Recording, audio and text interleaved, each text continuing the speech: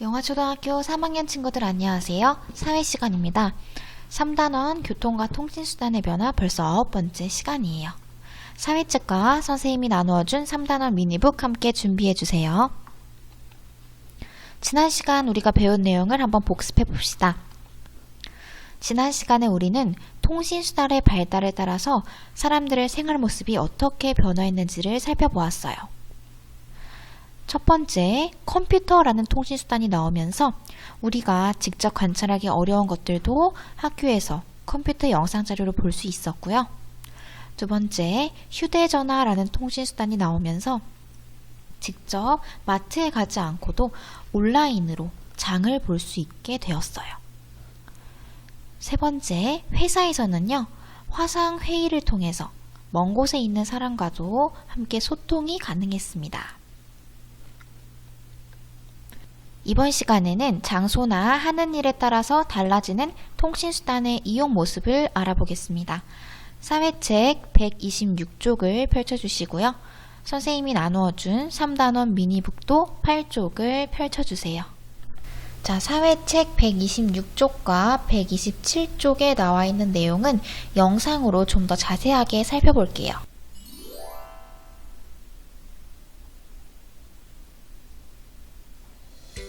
사람들이 생활하는 장소에 따라 어떤 통신수단을 이용하는지 살펴봅시다. 교육 마을 여러분께 안내 말씀드리겠습니다. 풍산께 축제 관련 마을 대청소를 하겠습니다. 회원 여러분들께서는 지금 즉시 마을회관 앞으로 모여주시기 바랍니다. 안녕. 내가 사는 농촌에서는 마을 방송을 사용해 연락을 해. 왜냐하면 우리 마을은 이렇게 집들이 모여있지 않기 때문이야. 그리고 할머니, 할아버지께서는 논밭에 농사를 지으러 가실 때가 많아. 그래서 멀리에서도 소리가 잘 들리는 확성기로 마을 방송을 전하지.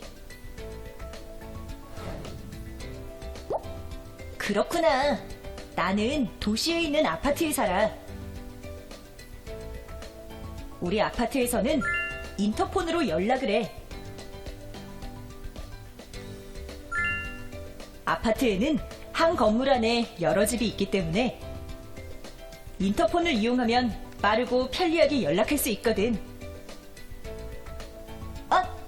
경비실에서 연락이 왔군. 그럼 이만 가볼게.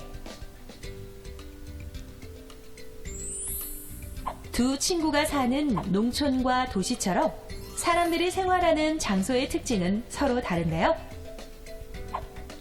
이용하는 통신수단도 그 장소에 맞게 달라진답니다. 자, 영상에서 살펴봤듯이 농촌과 도시의 아파트에서 사용하는 통신수단은 어떻다? 달랐다.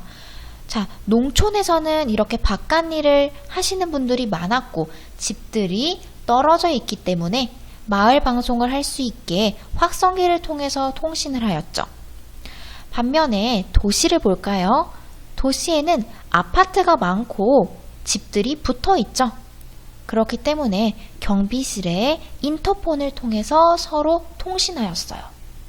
자, 그러면 우리 지금 장소, 생활하는 장소에 따라서 통신수단이 달라진다는 것을 알 수 있었네요. 지금 배운 내용을 사회책 미니북에 정리해 볼 거예요. 자, 미니북을 꺼내 볼까요? 농촌의 주택에서는 집이 모여있지 않고 할머니, 할아버지들이 논밭으로 농사를 지으러 가시니까 마을 방송을 사용해 연락하였죠. 빈칸에 마을 방송 적어봅시다. 자, 두 번째, 도시의 아파트의 경우에는 한 건물에 여러 집이 있기 때문에 인터폰을 사용해 빠르고 간편하게 연락했죠. 빈칸에 인터폰 써봅시다. 이제 다시 사회책으로 넘어와서 128쪽으로 넘어갈게요. 이제는 장소가 아니라 사람들이 하는 일에 따라서 통신수단을 어떻게 다르게 이용하는지 살펴볼 거예요. 영상을 통해서 좀 더 자세하게 살펴볼게요. 하는 일에 따라 달라지는 통신수단의 이용 모습을 살펴봅시다. 경찰관들은 무전기를 사용해 출동해야 할 곳을 알려줍니다. 무전기는 휴대전화가 잘 되지 않는 곳에서도 연락을 주고받을 수 있죠. 분주한 할인점의 직원은 무선 마이크를 하고 있네요.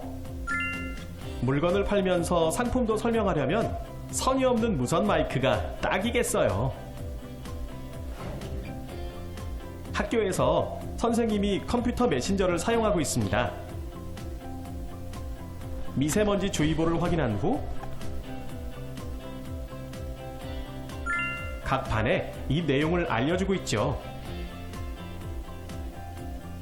이렇듯 메신저로 공지사항을 빠르게 전달할 수 있어서 학교 생활은 더 편리해졌습니다. 택시기사가 휴대전화로 손님의 부름 요청을 확인하는 중입니다. 오늘날에는 손님이 택시를 직접 잡지 않고 주로 스마트폰 애플리케이션으로 부르기 때문이죠. 이처럼 사람들은 일을 더욱 빠르고 편리하게 처리하기 위해 일에 알맞는 통신수단을 활용한답니다.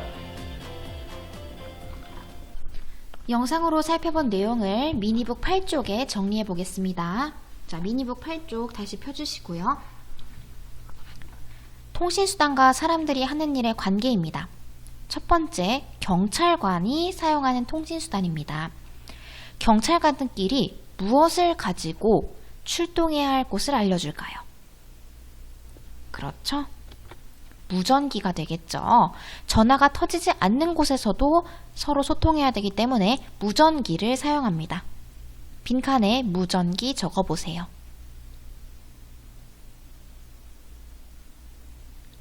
두 번째, 택시기사님입니다. 택시기사님은 어떤 것으로 손님의 부름 요청을 받을까요? 답은 택시 단말기입니다. 요즘 카카오 택시나 티맵 등을 이용해서 우리가 도착해야 될 곳을 택시 기사님께 앱으로 전송하죠. 세 번째, 선생님이 많이 사용하는 통신수단은 무엇일까요? 바로 컴퓨터 메신저입니다. 빈칸에 컴퓨터 적어보세요. 마지막, 할인점 직원은 무엇을 이용해서 물건을 팔면서 상품을 설명할까요? 정답은 무선 마이크입니다. 자, 오늘 우리는 통신수단과 사람들의 생활 장소와의 관계, 통신수단과 사람들이 하는 일의 관계를 알아보았어요. 사람들이 사는 장소가 달라지니까 통신수단도 달라졌고요. 하는 일이 달라지니까 그에 알맞은 통신수단도 달라졌죠. 자, 그러면 우리 여기 빈칸에 들어갈 말 채울 수 있을 것 같아요. 공통적으로 어떤 것이 들어갈까요? 그렇죠. 통신수단이라는 말이 들어가겠죠. 빈칸에 통신수단 써봅시다.